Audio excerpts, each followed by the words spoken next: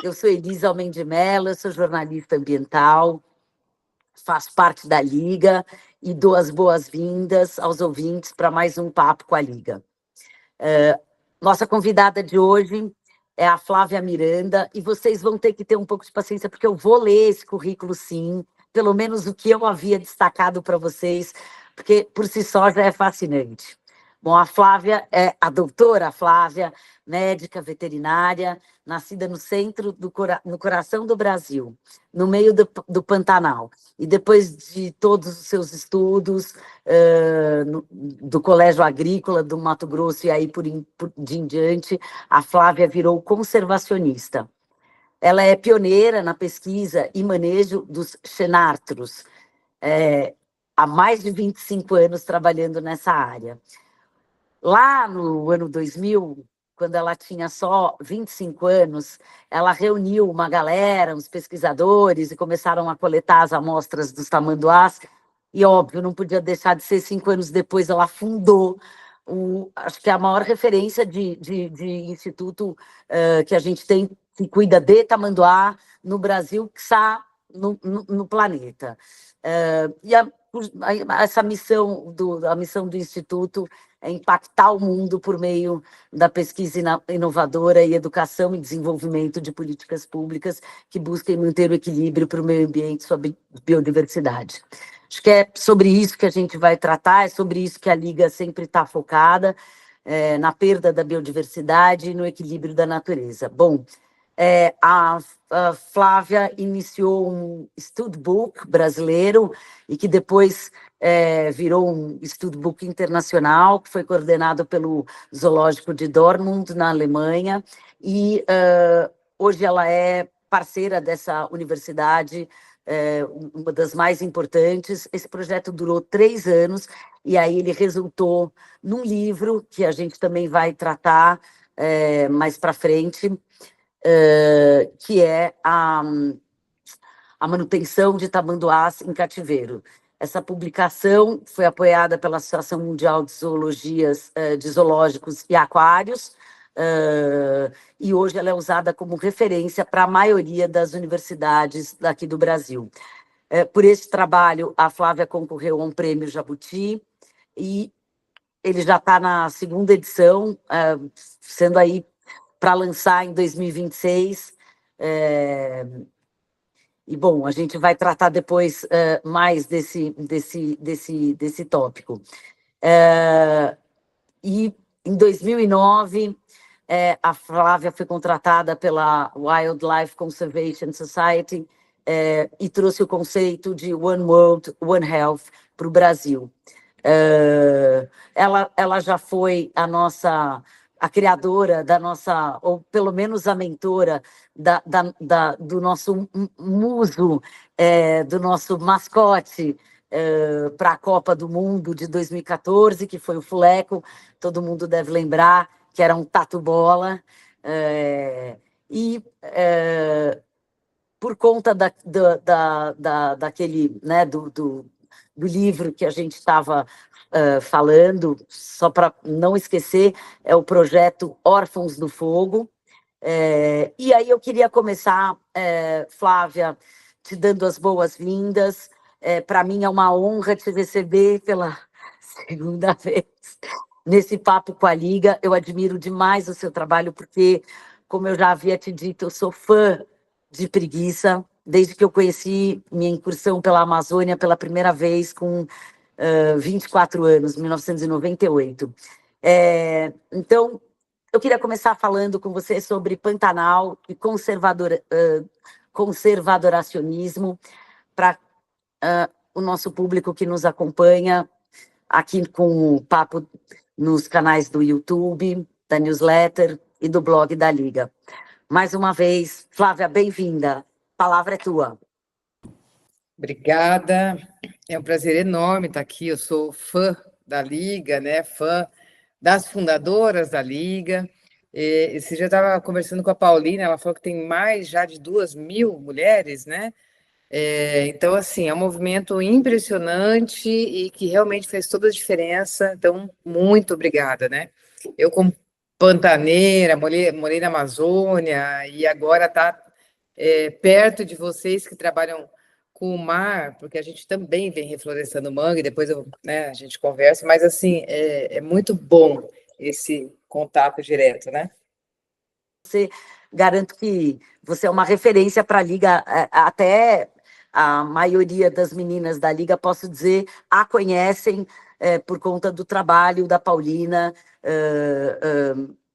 incansável e maravilhoso, que foi o curta-metragem filmado junto com o João Rosa e outros, sobre vocês, mulheres da conservação.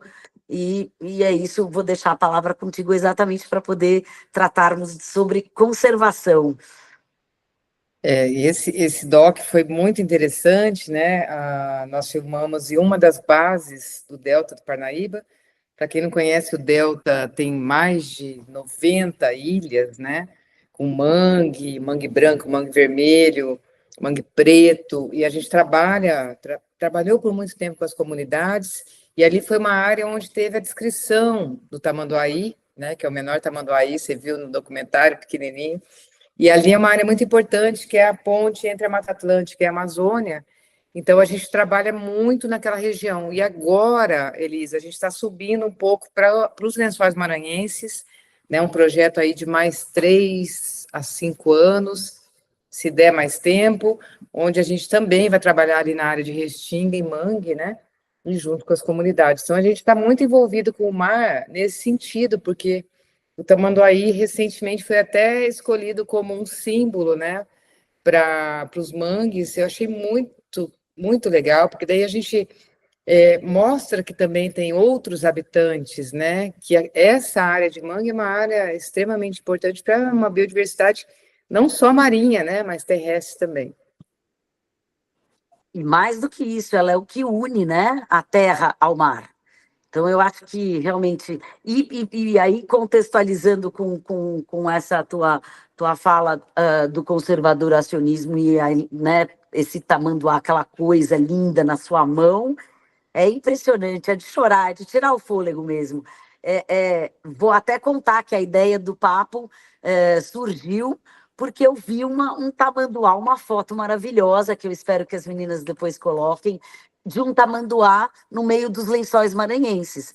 E quando você me trouxe, me explicou que você estava trabalhando, estudando sobre a conservação dessas espécies e a sua metodologia de captura, me corrija até se eu estiver errada, é padronizar, né? É uma forma de padronizar junto a essa população, no caso, o tatu, a parte de captura, etc. E estudando esse habitat. Eu fiquei muito interessada porque você colocou exatamente que ia começar um projeto na Restinga e nos manguezais. Então, eu fiquei na hora pensando, puxa, mas isso é total a ver com o oceano. Trazer a Pantaneira para cá, eu ainda vou trazer todas as conservadoras aqui, ó, para esse papo, porque tudo tem a ver com o oceano, né? Tudo tem a ver com o oceano. E isso me deixou muito curiosa. E aí eu queria saber a importância dessa espécie para esse bioma que está ligadamente direto ao oceano, entendeu? Tudo está ligado, né, ao oceano, realmente.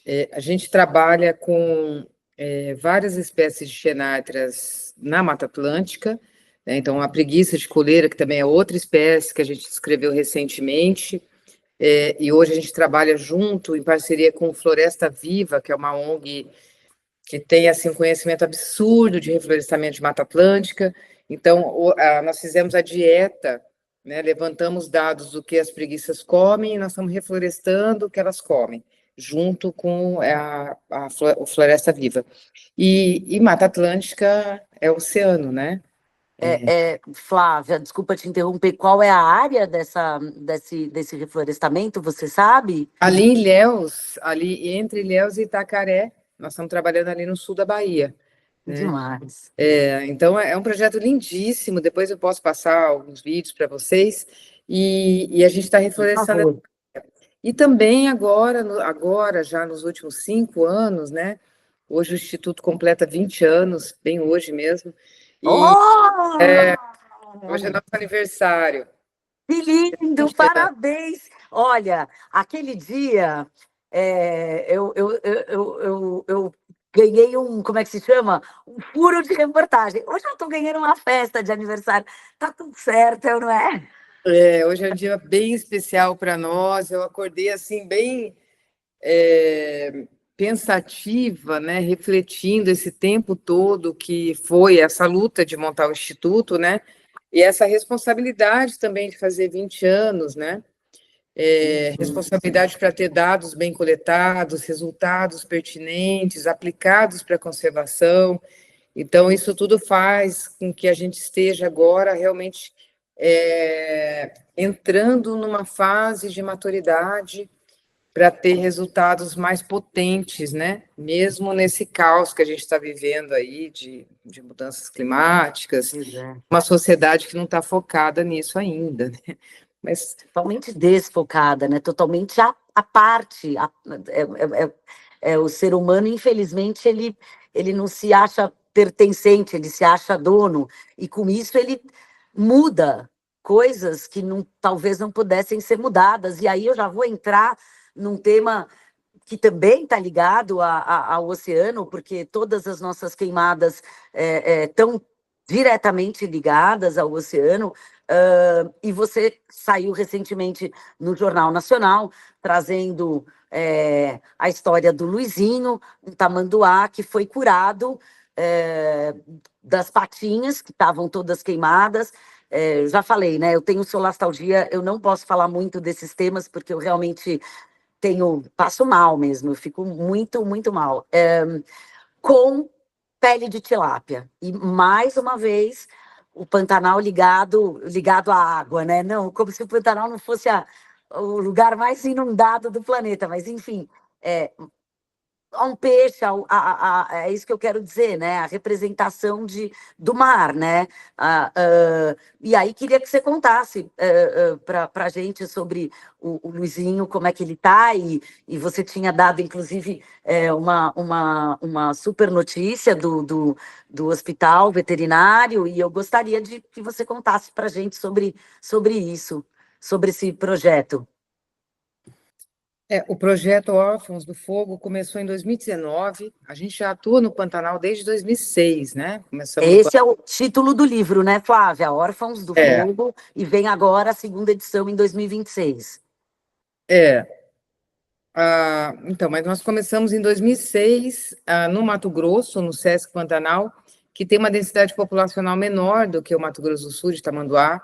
Viemos para cá em 2010 e começamos esse projeto. Só que em 2019 nós tivemos aí um incêndio gigantesco, 2019, 2020, e a mortalidade de Tamanduá foi muito alta.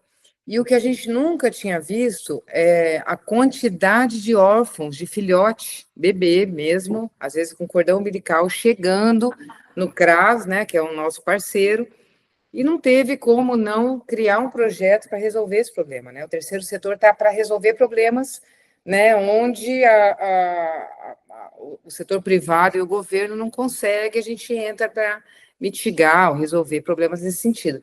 Então, a gente criou esse projeto, o governo apoia esse projeto, empresas particulares também, né, privadas apoiam o projeto, e a gente cuida desse filhote por um bom tempo, né, quase um ano e meio, 2, quando ele entra na fase de maturidade, está adulto, a gente consegue liberar esse animal. Mas imagina, é um animal insetívoro, então a gente começa a mamadeira de 2 em 2 horas, até ele passar por uma papinha que tem que ter toda a dieta de um tamanduá, come formiga e cupim, né?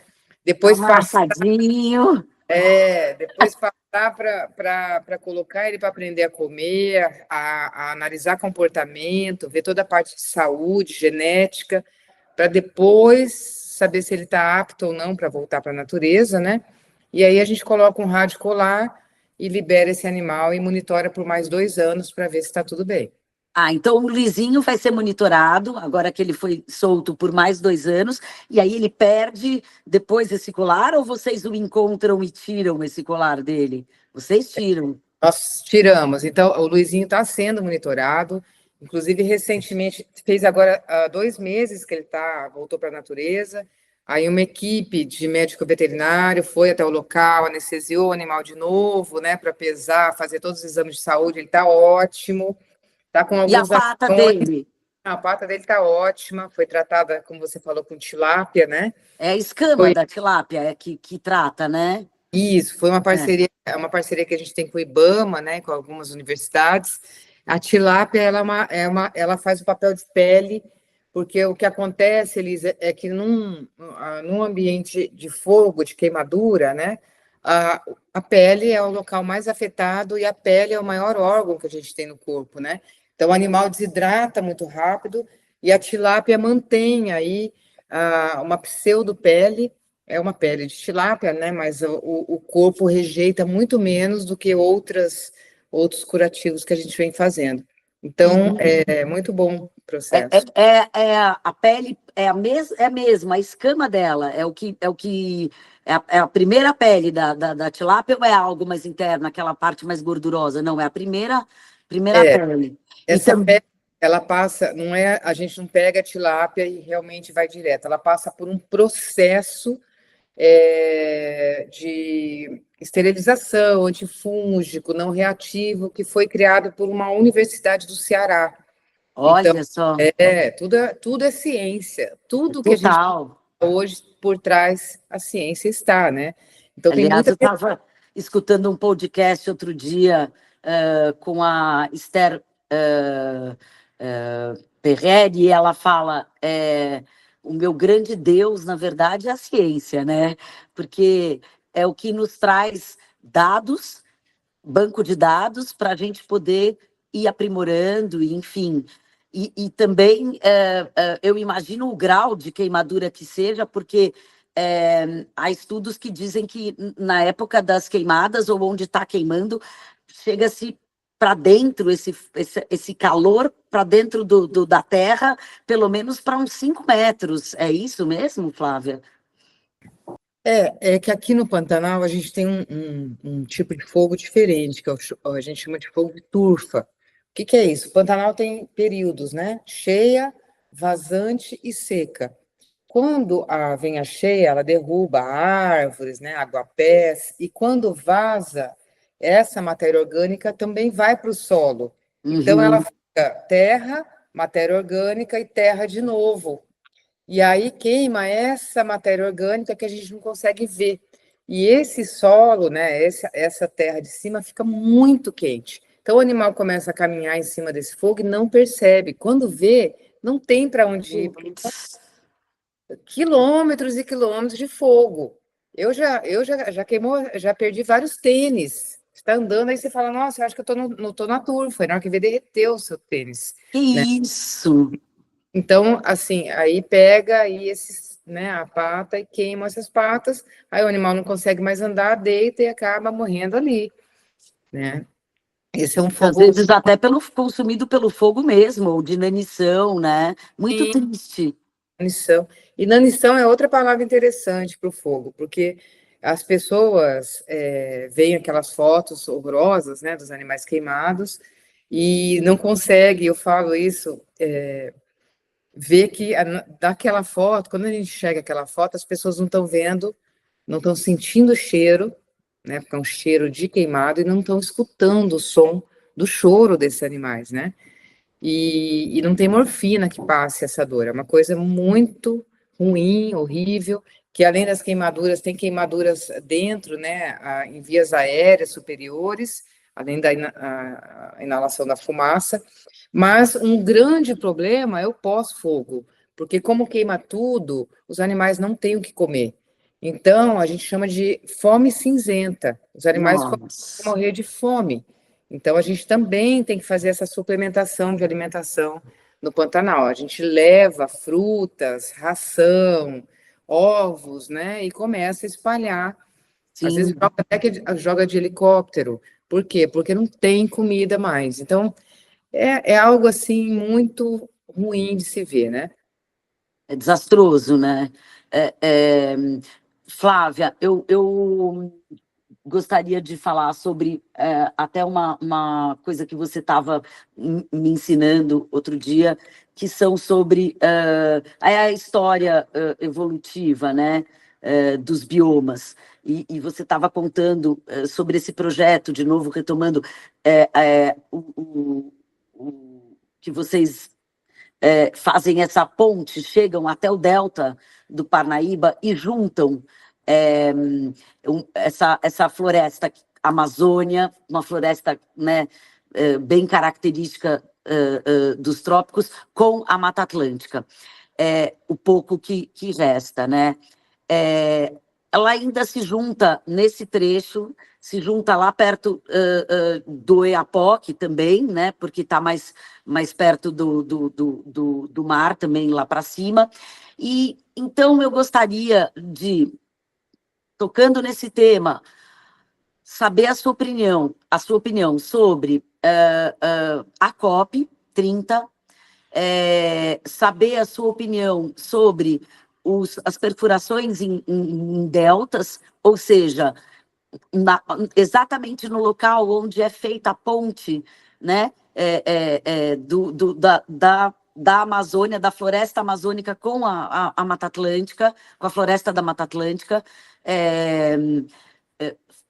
sobre esse bioma, né, já que você já nos contou sobre a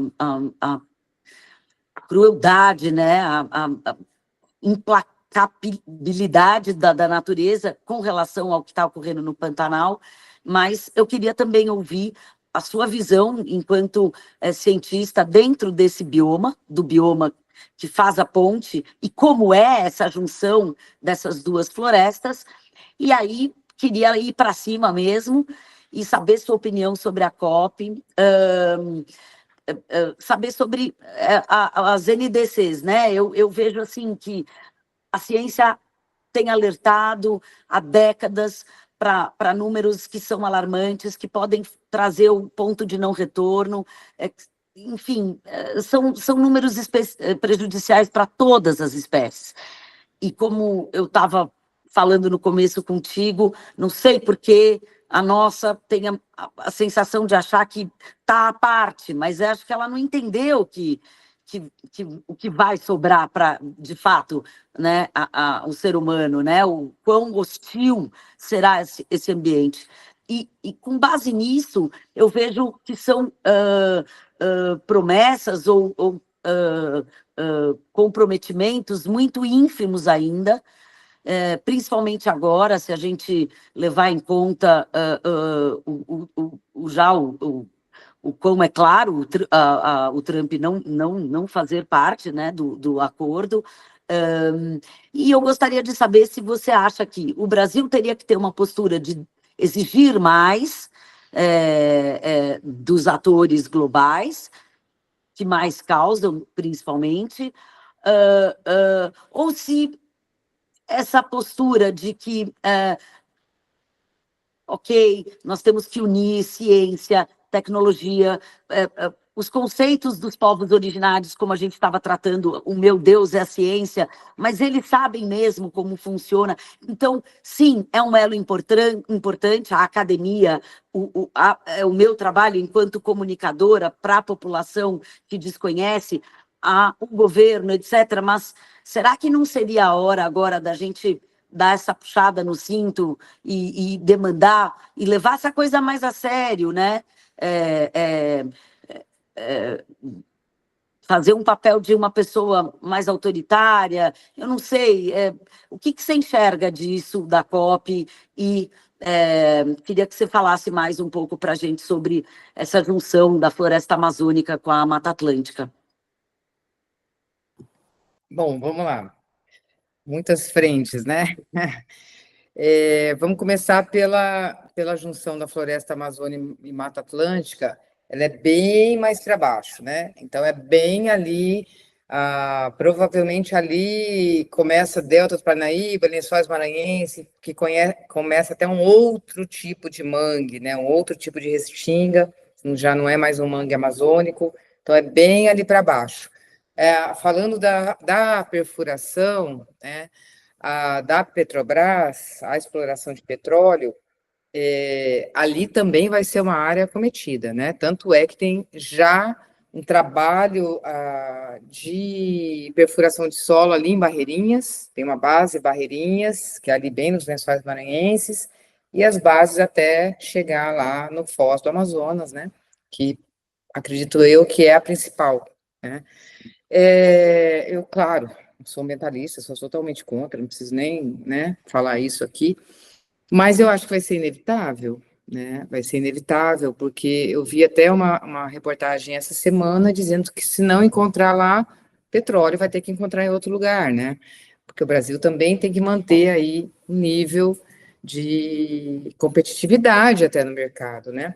O problema é que a gente sabe que vai gerar, sim, recurso financeiro para o país, mas que vai para poucos, né? Na minha opinião. Então, assim, a única coisa que eu falo como, não ambientalista, mas como pesquisadora, é que as pesquisas têm que estar à frente, antes de qualquer coisa, né? Pesquisas bem feitas. Inclusive, o investimento que vai deveria ser levado para pesquisa, né, Flávia? Dúvida nenhuma, sem dúvida nenhuma. Eu já vi algumas matérias, alguns trabalhos sendo feitos, inclusive não só por órgão de pesquisa, mas como por ambientalistas, como o Greenpeace, por exemplo, que soltaram algumas boias, né, com transmissor para analisar algumas correntes. Umas vieram parar aqui para baixo, as outras subiram até Califórnia. Então, assim, são correntes fortíssimas. Se tiver um derrame ali, a gente vai ter uma catástrofe gigantesca. Então, assim, não sou contra melhorar a economia do país, né? Mas hoje, sim, eu sou contra a perfuração, sem dúvida nenhuma, porque a gente não tem pesquisa nenhuma, né? Enfim. Não há necessidade, né? Esse não seria parte do projeto de avanço energético, renovação energética e economia circular, avanço para uma economia mais circular. O Brasil não precisa, né, fazer Não, isso. É um retrocesso no mundo, né? Mas esse retrocesso está acontecendo. A gente não devia mais precisar né, de energia fóssil, tem um monte de energia renovável. Agora, o retrocesso é mundial, né? A gente vem acompanhando que as empresas mesmo automobilísticas de energia tiraram o pé, agora retrocederam, não estão investindo mais, e não é só nos Estados Unidos, é na Europa também. Então, assim, a gente está, né, dando passos gigantescos para trás, o mundo inteiro. Quando se fala em guerra, quando se fala em a guerra armamentista por taxas, por taxações, né? Enfim, ninguém está pensando em meio ambiente nesse sentido, né? Em relação à COP, eu vou ser mais crítica ainda. Nem na COP, né? Estou pensando em nada.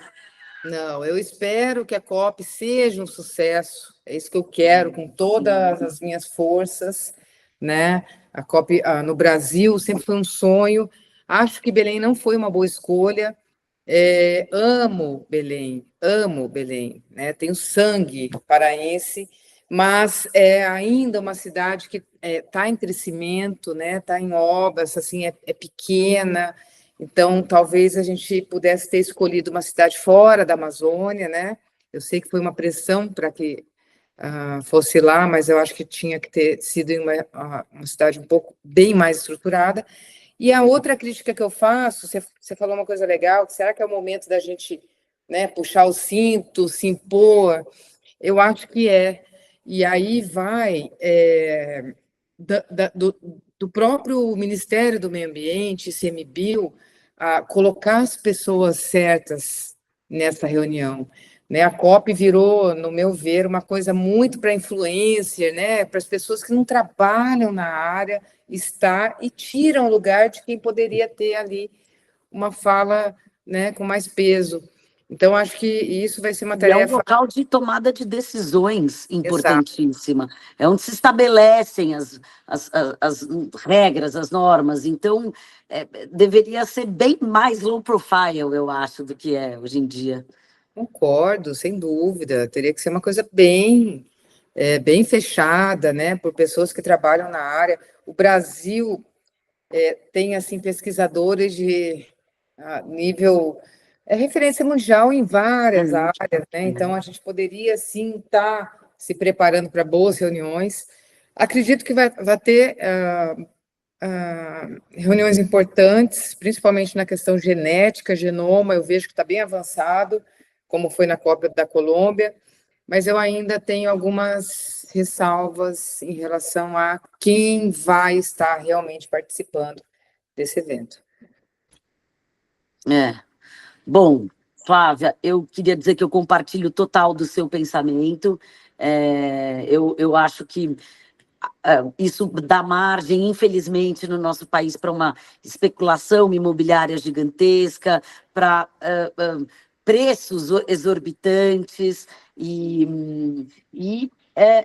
bem como você falou, é um local lindo, exuberante, mas não preparado para essa demanda que vai ocorrer, e embora eu deseje realmente muita luz, muita energia, muita escuta para todos os povos tradicionais, eu vejo também muito pouco se falar sobre o oceano dentro das COPs, e isso é uma bandeira que eu levanto, logicamente. Eu trabalho pela Liga também, e sou voluntária da Liga há 5 anos, e acho que é onde é a vida, né? Onde começa o princípio de tudo. E adorei, mais ainda, poder trazer uma pessoa do centro, do coração, para esse papo que está totalmente ligado com o oceano, né? E não só, né? Óbvio, você contribui por conta da conservação de espécies extremamente fundamentais, e agora vai nos mantendo, inclusive, no up-to-date desse projeto, que você disse que tem mais 3 anos, para a gente também ter o conhecimento da contribuição do Xenarta para o oceano, indiretamente que seja, mas isso certamente vai acontecer, e já te estendo o convite para mais um papo ainda esse ano. Eu que agradeço. Não, com certeza, os Xenartras com certeza têm um papel importante nessa manutenção do mangue. A gente está vendo aí um mutualismo, né, das formigas com os mangues, e os pequenos, eles fazem essa manutenção dessas formigas. Então, assim, tá tudo interligado, né? Não tem como separar, né? Tudo é uma questão ambiente, tudo é uma questão de preservação, né? Fauna, flora, oceano, biomas, Pantanal, Amazônia, né? Uma coisa só. Então, eu que agradeço e estou à disposição. E vamos ver se a gente se encontra. Não sei se você vai para a COP, né? Se a gente se encontra. Tomara que a COP seja um sucesso, né? Estou trabalhando para isso também, para ajudando nesse sentido. E é isso. Vamos que vamos, né? A gente tem agora um novo GT dentro da Liga, que chama GT COP 30. Seria super interessante, inclusive, te avisar para as meninas, vou avisar para as meninas da Liga, que você se coloca à disposição, porque eu sei que há, sim, interesse de várias das nossas meninas em ir, até como nós somos todas, né, Flávia, ativistas ambientais. Isso acho até porque nós somos mulheres, nós temos muito mais esse elo com a natureza intrínseco, né? Então, eu tenho certeza que tem muitas meninas que gostariam muito, sim, de ouvir o que você tem para dizer. Eu vou prometer que eu faço essa ponte e vou te agradecer desde já por essa entrevista que, como eu disse, iria ser maravilhosa. Essa não foi a primeira, para o público que nos assiste. Infelizmente, as coisas tecnológicas, às vezes, o céu não compactua para que a gente saiba e tudo saia direitinho, mas eu tinha certeza de que seria uma entrevista bacana. Eu te admiro demais, eu sou encantada por você. Quando você está no seu habitat natural, que é no meio do mato, eu tenho vontade de chorar. É emocionante, é emocionante. Então, estou muito feliz, eu me sinto muito honrada de poder ter feito 2 vezes essa entrevista, de ter dado furo de reportagem como o Hospital Veterinário, que já vai tratar os tilápia que vocês estão desenvolvendo. Que lindo isso! Eu também, como eu havia te dito da primeira vez, fui tratada de tilápia, porque caí numa corrida de Cooper. Enfim, eu acho que o mar é uma fonte, né? E, acima de tudo, de inspiração, principalmente quando a gente encontra essas energias. Então, eu queria agradecer por esse papo maravilhoso, e agradecer a oportunidade da Liga de nos, que nos dá esse encontro, mais do que de mulheres, de almas. Um beijo, Eu que Flávia. Muito agradeço, eu que obrigada, obrigada a agradeço. todos os ouvintes. Você não tem ideia de como é gostoso escutar isso, porque eu falo sempre que a coordenação de um projeto é muitas vezes uma carreira solo, assim, no sentido de, né, de tomada de decisão difícil, de uma equipe toda esperando que a gente tenha aí 100% de acerto, e muitas vezes a gente não sabe o que fazer, está perdida, está deprimida, né, por ver uma situação e outra. Então, escutar você falar isso, eu fico muito agradecida também, me dá muita força, e eu estendo o convite para você vir para cá para o Pantanal, conhecer, eu vou te mostrar um filhotinho de narigudo, que é uma coisa inesquecível. Eu vou te contar, depois eu vou pedir para as meninas editarem, mas eu vou te contar em off aqui. Não está em off records, mas entre mim e você. A minha carreira como ambientalista começou muito cedo. Com 16 anos, eu fui morar no Chile para ensinar para a população ribeirinha a usar sabão de glicerina num dos rios que era exatamente um rio de degelo, e ele era importante para Santiago. Com 18, isso tudo foi com as bandeirantes. Eu fui escoteira, eu fui bandeirante. Com 18, eu fui morar no Mato Grosso para estudar erosão. E eu dormi pela primeira vez no meio da bicharada, porque realmente foi o mais perigoso lugar onde eu dormi, numa cabana no Pantanal, entendeu? Com 18, louca.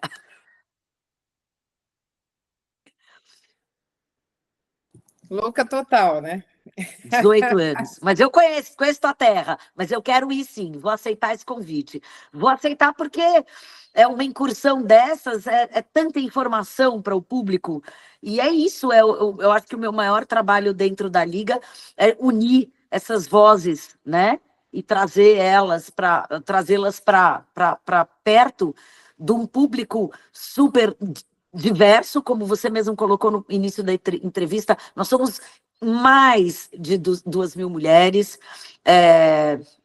Você, como eu já disse, é integrante cidadã honorária, e espalhadas pelo mundo. E todas têm, cada uma peculiaridade. Todas têm, cada uma experiência de vida, um status quo, e todas são unidas por um único propósito. Gaia, ponto. O oceano é isso, entendeu? Ele é a maior composição de Gaia. Então, né? Tudo está interligado. Então, isso realmente, para mim, foi uma honra. Eu queria muito te agradecer. Vamos Obrigada. continuar em contato, hein?